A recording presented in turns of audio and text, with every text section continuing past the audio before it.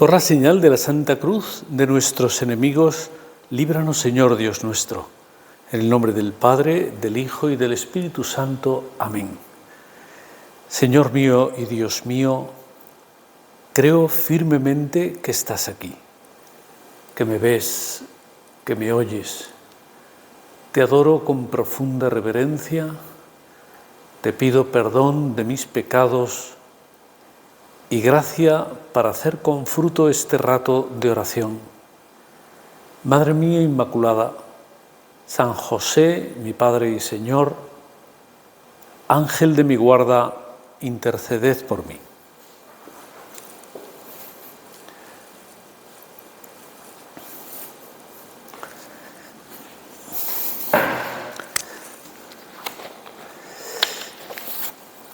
En estos días pasados tuve ocasión de leer un artículo escrito por el profesor Antonio Ducay, profesor de la Universidad de la Santa Croce en Roma, que me impactó desde el principio porque empezaba con este comentario: la existencia del mal en el mundo, especialmente en sus formas más agudas y difíciles de entender, es una de las causas más frecuentes del abandono de la fe.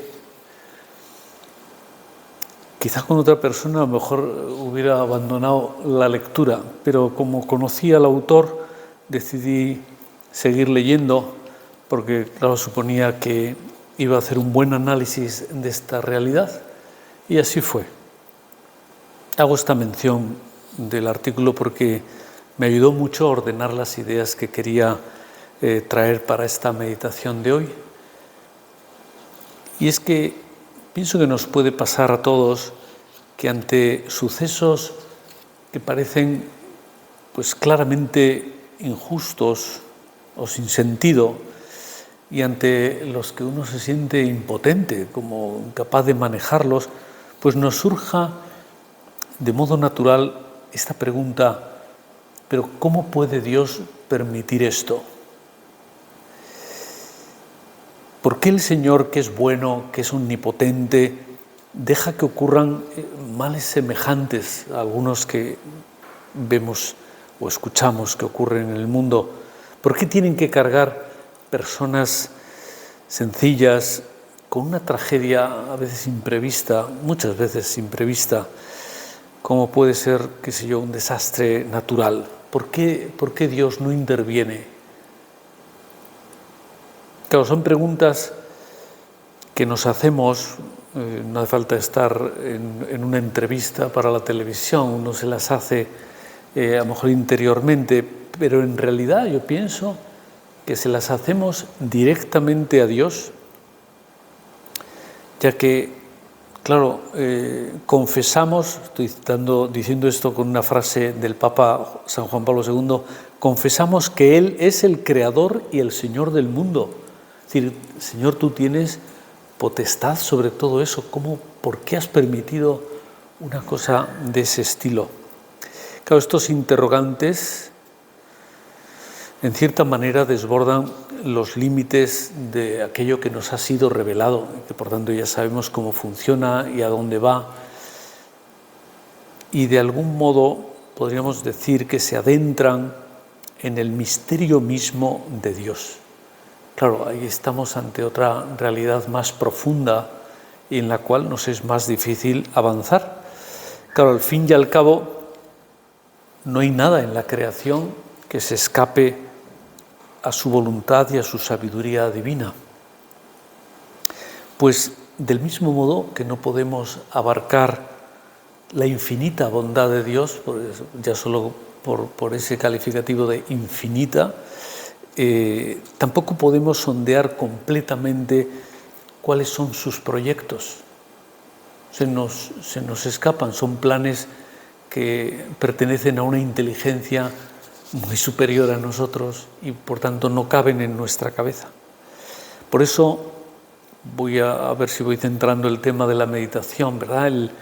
La mejor actitud ante el mal, ante el dolor que vemos a nuestro alrededor o en nosotros mismos es el abandono confiado en Dios, que siempre sabe más, que siempre puede más. También esto es de una locución de Juan Pablo II. Puede parecer demasiado fideísta, pero ahora nos metemos un poco más en la materia, ¿no? Confianza en Dios. Es natural que tratemos de iluminar un poco más ese oscuro misterio del mal.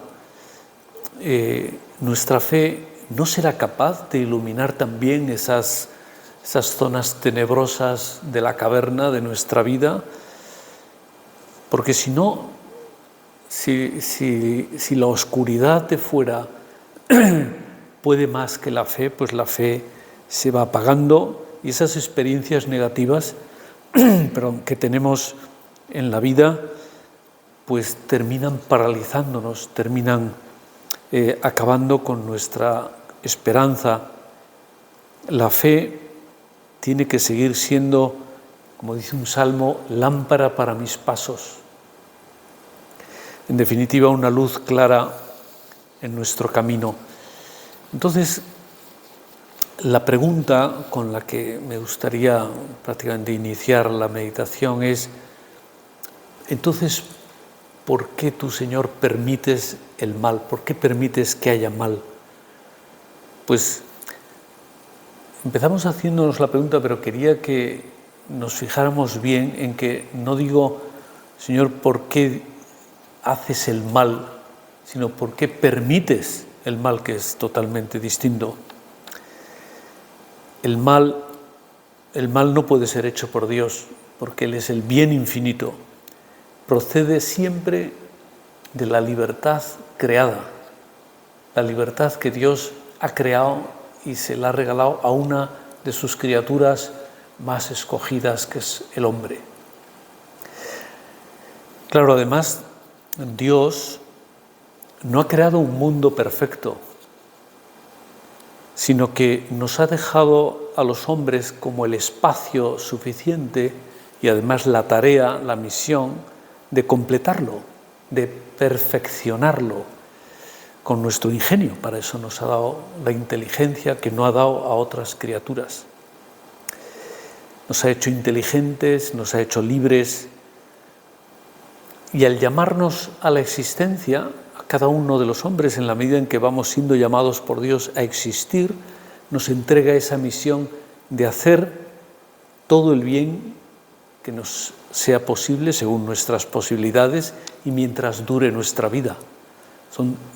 Es un tiempo en el que podemos desarrollar esos talentos, como recordando, por lo menos me vino a la cabeza al preparar la meditación, esa parábola del Evangelio, ¿no? La parábola de los talentos, porque el Señor nos confía esa misión. En la parábola es un terrateniente imaginario, ¿verdad? Pues que le dice a los criados: negociad hasta que vuelva. Les reparte como si fueran las acciones de una empresa, ¿verdad? Negociad con ellas hasta que yo vuelva. Y esa tarea, pues, es costosa, es difícil, cuesta esfuerzo, pero cada uno debemos hacer que nuestra vida fructifique, que nuestra vida desarrolle todo aquello que hemos recibido, todos esos dones de Dios, esos talentos divinos.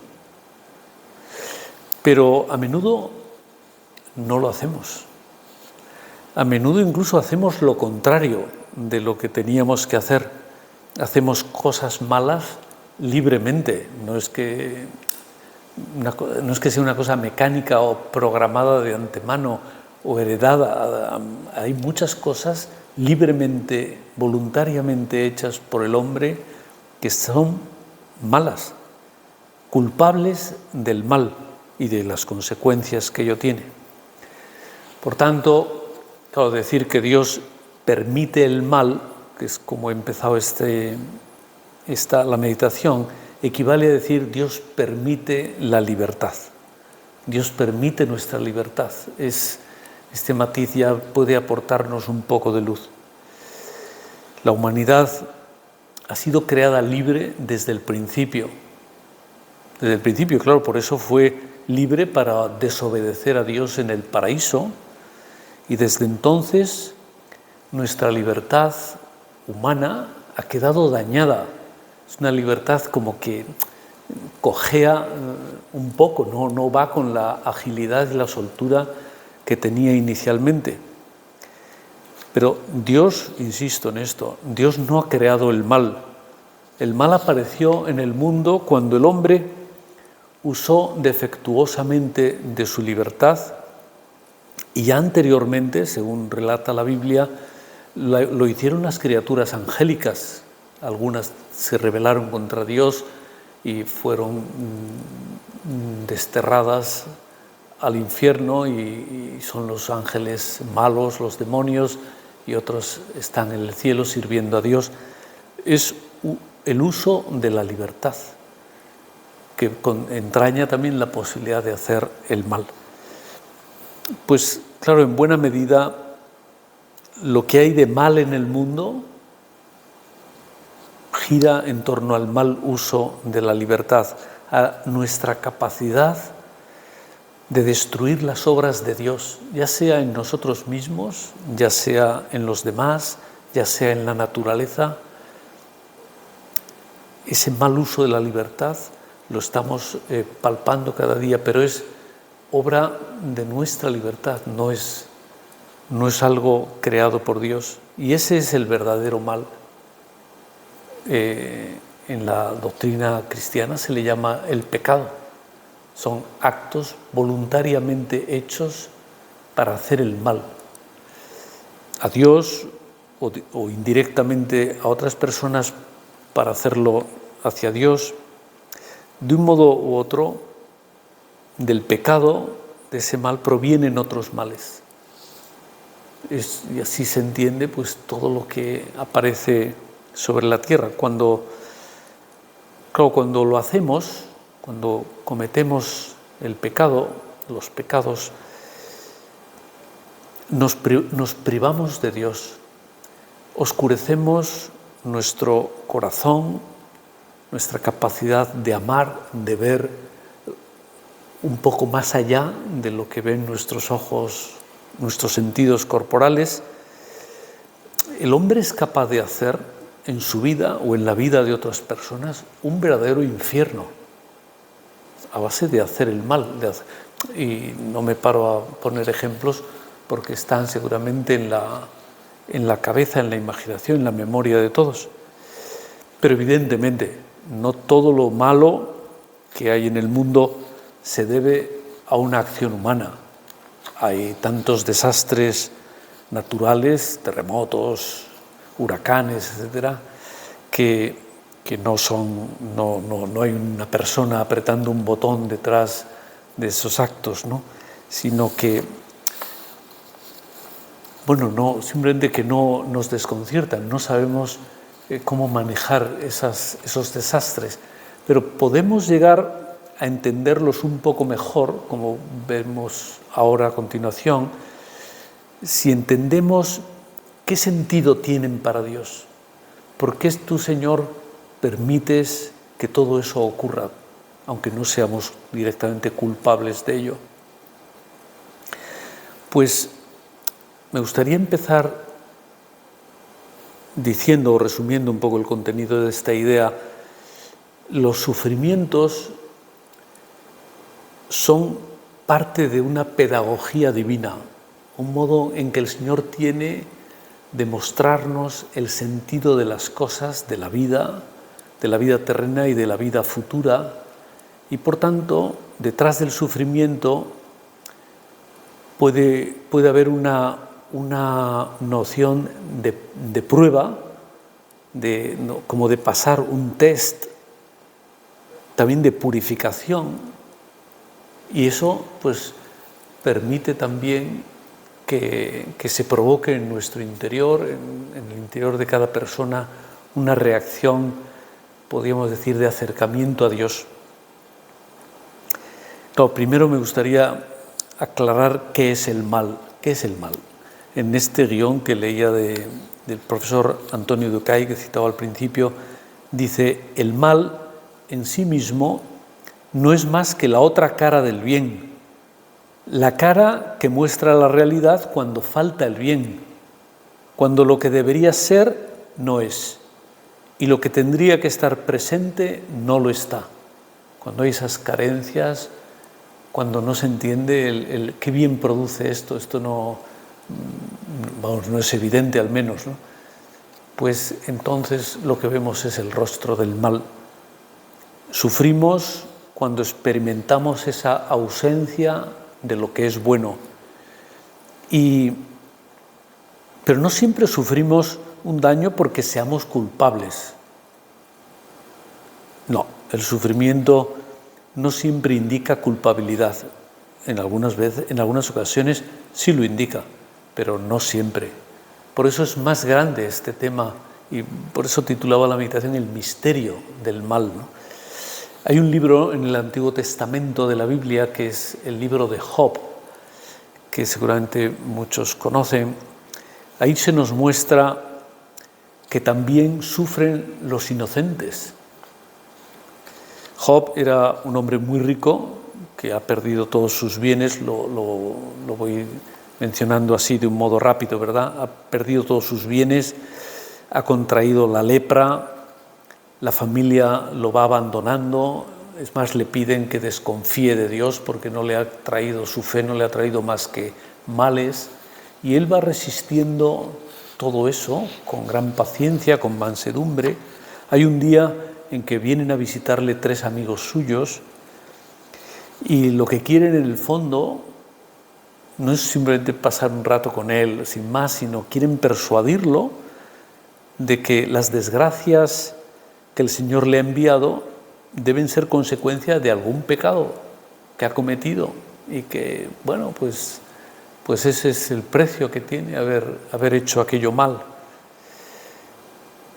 Bueno, la historia, como sabrán, acaba bien, ¿verdad? Todo eso da la vuelta. Por eso, aunque algunas veces eso es así, es decir, que el mal puede ser consecuencia de algo que hemos hecho mal, claro, los delitos merecen castigo. Eso no solamente en la justicia humana, también en la justicia divina. Pero en el caso de Job es más evidente, es distinto, porque se trata de un hombre justo, de un hombre inocente. Entonces decir, bueno, pero aquí, ¿de qué males estamos hablando? Los amigos se suponen que ha habido algún pecado, alguna injusticia que ha cometido en su vida. San Juan Pablo II, refiriéndose en una carta apostólica que escribió, refiriéndose a este libro de la Escritura, dice: si es verdad que el sufrimiento tiene un sentido como de castigo cuando está unido a la culpa, ahora lo repasamos. Si es verdad eso, sin embargo, no es verdad, por el contrario, que todo sufrimiento sea consecuencia de la culpa y que tenga carácter de castigo.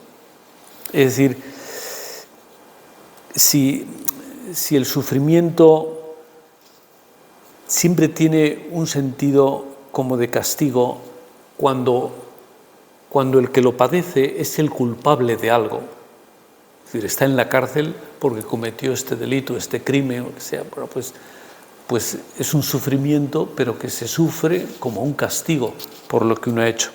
Pero el Papa lo que está diciendo es que no es verdad que todo sufrimiento sea consecuencia de la culpa. Es decir, puede haber otras razones que atraen el sufrimiento a nuestra vida y que no son precisamente de castigo, ¿no?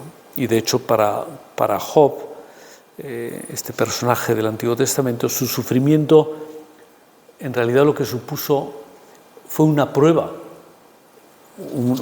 para su fe, una prueba además de la que él salió fortificado, porque efectivamente a todos los que le rodeaban les parecía que aquello era una demostración de que no valía para nada tener fe, y sin embargo a él le fortificó más en la fe y su vida da un cambio total, ¿no? Es Es un libro en el fondo pedagógico, es un libro con una enseñanza, ¿no? En ocasiones Dios nos prueba también, pero siempre nos da su gracia para poder superar, para poder vencer esa prueba, para poder crecer en el amor, que es el sentido último de bien que tienen todas las cosas. Por eso, si detrás de esa prueba uno logra ver el bien que hay, a base de sentir un amor muy grande hacia Dios, que ha permitido que eso ocurra en mi vida o en el sitio donde vivo o en las personas queridas de la familia o de los amigos, pues ahí hay un sentido de bien que es el que puedo intentar descubrir. Claro, otras veces, como decía al principio, el sufrimiento tiene un sentido de purificación. Por un lado estaría la prueba, el probar, comprobar que algo es firme y serio, y otra sería purificarse. Esto le sucedió, por ejemplo, al pueblo hebreo. Hay muchos ejemplos, ¿verdad? Pero uno así que será más conocido.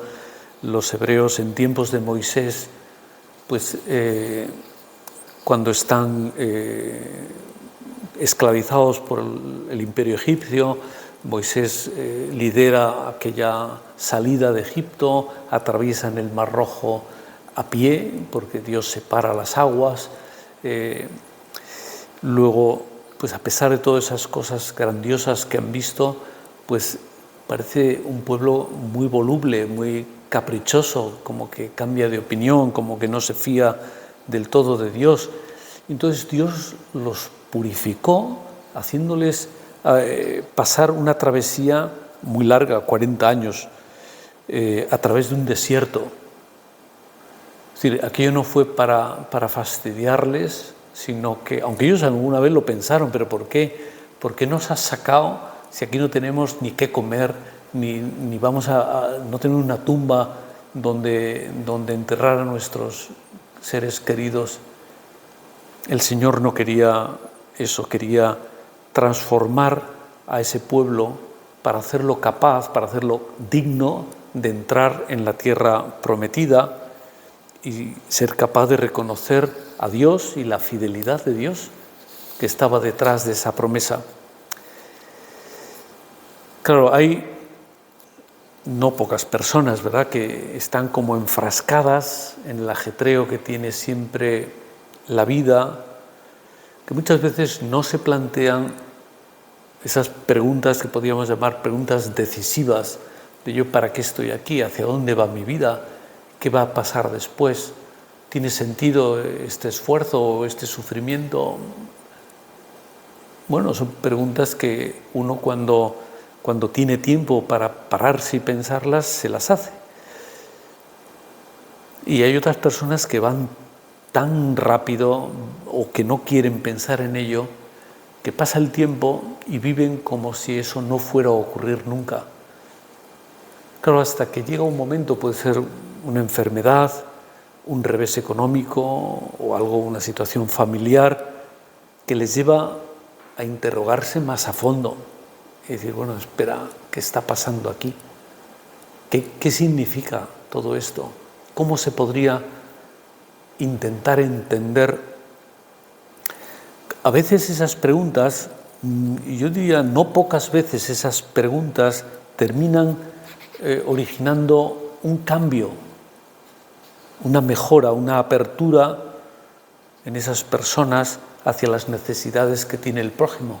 Es decir, un prójimo que a lo mejor hasta ese momento estaba ahí, pero no nos hemos fijado en él y no nos dábamos cuenta de que tenían necesidades que yo podría haberles ayudado, sean económicas, sea con mi tiempo, sea con mi cariño, con mi servicio. Entonces se puede hablar de que el sufrimiento es un sufrimiento purificador, ha purificado, ha limpiado, ha hecho nuevo, ha renovado el corazón de unas personas. Por eso decía que forma parte de una pedagogía divina que no quiere que el hombre se pierda y le va buscando, le va llamando, le va saliendo al paso de diversas maneras a lo largo de la vida, y por eso se dice que para la providencia divina el sufrimiento adquiere un valor purificador, por tanto un valor, tiene una riqueza, no es algo, una desgracia que uno tiene que tratar de evitar por todos los medios. Y además, si esto fuera como una partida de cartas, pues se podría decir que Dios tiene la última carta en su mano. Dios es el último jugador en mostrar sus cartas. Eso que es muy de las películas del oeste, ¿verdad? Que el bueno de la película saca allí y tiene pues toda la secuencia de ases o de cartas que se lleva todo el botín que la gente ha ido apostando. Pues Dios es el último en mostrar las cartas, pero no son unas cartas perdedoras. Dios tiene las cartas ganadoras, por lo que se refiere, cartas entre comillas, claro, por lo que se refiere a la vida de cada uno. Precisamente porque el Señor nos aprecia tanto, nos quiere tanto, se reserva esa última carta. Es la carta de un amor creador omnipotente. No olvidemos, las tres cosas son muy, muy importantes. Amor, creador, omnipotente. Claro, esto supone para el hombre una esperanza, saber que esto no es un juego de azar en el que a veces se gana, a veces se pierde. Dios siempre gana, Dios nunca pierde batallas. Una esperanza para el mundo, una esperanza para cada uno de nosotros. Es decir, el amor divino ha sido capaz de dar la existencia al universo y a cada uno de los hombres y mujeres que habitamos en él. Y la fe nos ayuda, podríamos decir, nos ayuda como a admirarnos ante un amor tan poderoso. Un amor que es capaz de sacar algo bueno de las circunstancias más perversas que podemos contemplar a nuestro alrededor. Eso no puede hacerlo cualquier persona. Hace falta que sea Dios, pero un Dios que quiere, no un Dios vengativo, un Dios como la mitología griega o romana.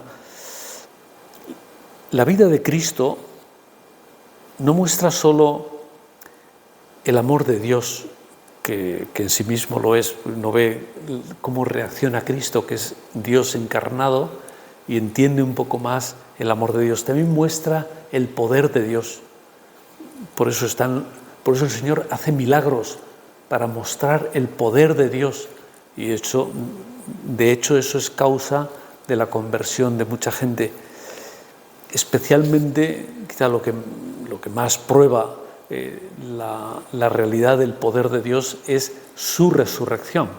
Después de la pasión y la muerte en la cruz, la resurrección de Cristo es una manifestación evidente, ¿verdad? Y que eso nos muestra que el amor de Dios, el amor por su Hijo que ha muerto, que ha sacrificado su vida para pedir perdón por la humanidad, pues lo puede resucitar, y lo resucita de hecho, ¿no?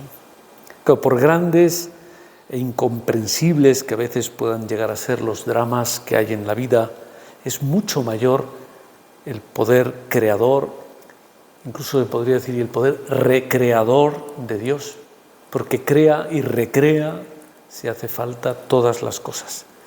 Pues veo que se me termina el tiempo, voy acabando. El Señor puede reparar con creces todo lo que fue injusticia, todo aquello donde pareció que Dios no estaba presente, allí donde dejó hacer al mal y al dolor, más allá de lo que llegamos entonces a comprender, y nos creó una cierta confusión. Pues el Apocalipsis, en el último libro con el que termina la Biblia, nos habla de un Dios, dice, que hace nuevas todas las cosas, el poder recreador de Dios, ¿no? Que enjugará toda lágrima, y ya entonces no habrá muerte ni llanto, porque lo primero ha desaparecido, porque este tiempo en el que transcurre la vida de los seres humanos habrá desaparecido y Dios vuelve a hacer nuevas todas las cosas. El Señor será siempre, por tanto, fuente de felicidad sobreabundantísima. Pues terminamos pidiéndole a nuestra Madre la Virgen que nos enseñe, Madre nuestra, enséñanos a tener una fe tan firme como lo fue la tuya.